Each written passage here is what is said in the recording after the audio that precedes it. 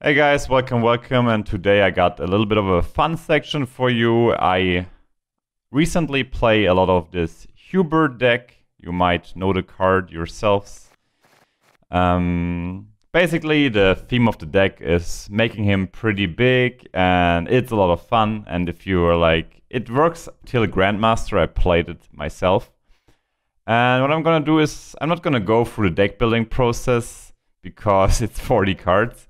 But I'm gonna go with you guys through some gameplay and just show you guys what to mulligan and how to mulligan. So first of all, what I'm gonna do is like, here's the deck list on the side. Feel free to copy it.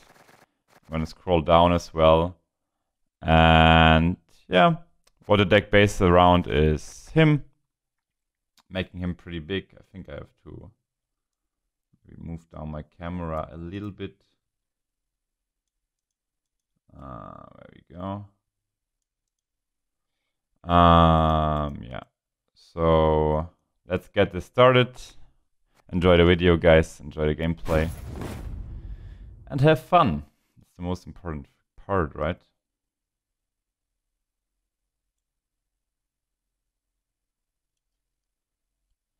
Let's see if we even find an opponent who wants to face the deck, though. My folk have suffered much. Crush those vermin!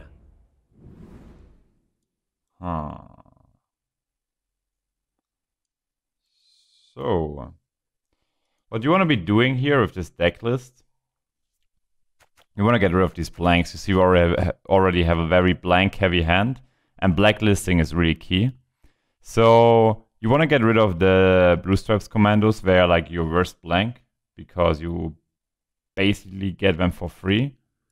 So that's a very good blacklist. And the next one is the Temerian Infantry. Like, we're gonna mulligan the Roach last, because obviously there's only one Roach and we can't blacklist that.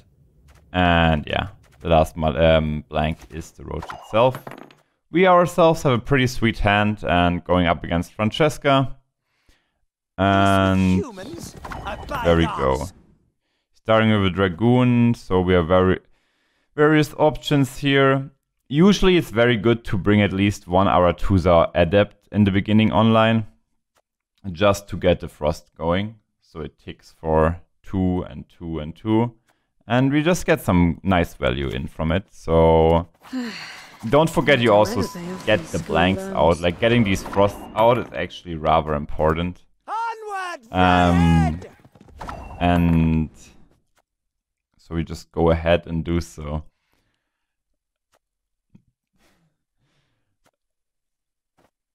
Option number one is pulling our Arathusa Adept out, or we just leave the Frost up and say, I don't want to play into either so much. And yeah, let's just go ahead and start playing the blue stripe scouts to buff our deck. That's very important to make Hubert work as well. So let's get going here. I don't want to stack too much in one row. You gotta be aware that you want to play around Igni with this deck a lot.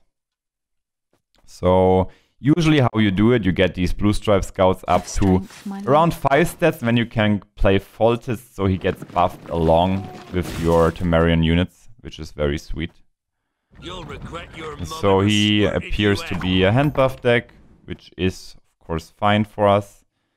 What I want to be doing here is get rid of these hand buff mechanics. So usually you don't want to damage stuff in the Frost, but shooting the Riot Dragoon here is rather good, because you first get rid of Elf and you can damage the other Riot Dragoon to set up the Vernon. So that would be something I would like to do. And what is of course nice that we went second. So we can decide a little bit more freely how we want to order things. I think here it's pretty obvious. We already set him up. We just removed the hand buff boy. And don't forget, he also gets buffed along because he's also Temerian. We get the Roach out as well and just get rid of all of the blank. It goes rather fast with the deck. And that's what we want to be doing. So he also hasn't a good Toro wheel here.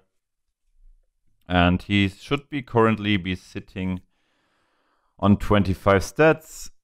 So he needs to provide at least 10. But we're gonna play. We gotta have a lot of stat pump in the beginning because of the Blue Stripe Scout. You have like finning, and it buffs your whole board. It's very sweet. Yeah. Lie still. You've not Yeah, Glide's rather strong against me, but with the Frost it's not even that devastating. I don't even mind it so much.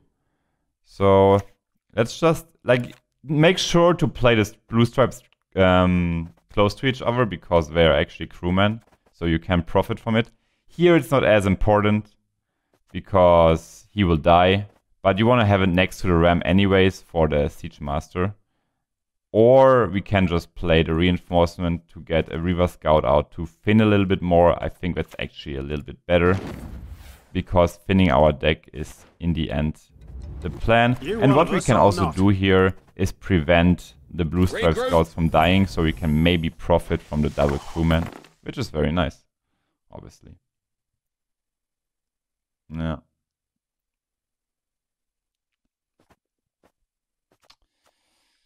So let's see what her move is.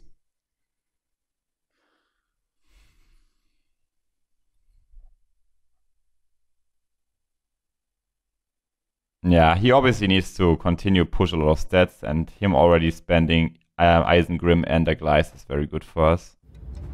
Like Francesca is just not a high tempo leader, and Foltest here does provide us a lot of stats.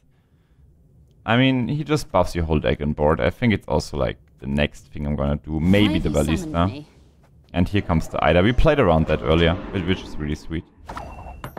So I'm just gonna drop Foltest here because this will live another round anyways, because it will get buffed to 3. And you don't want to hold back your Foltest too long, because in the end you want to have your deck buffed, and now he actually gives you additional stats because he also buffs the board. So we just go ahead and do that. We can also consider to pass soon. Like, I could have passed there with decent card advantage, but I want to bring him down because he's only 5 stats in the end.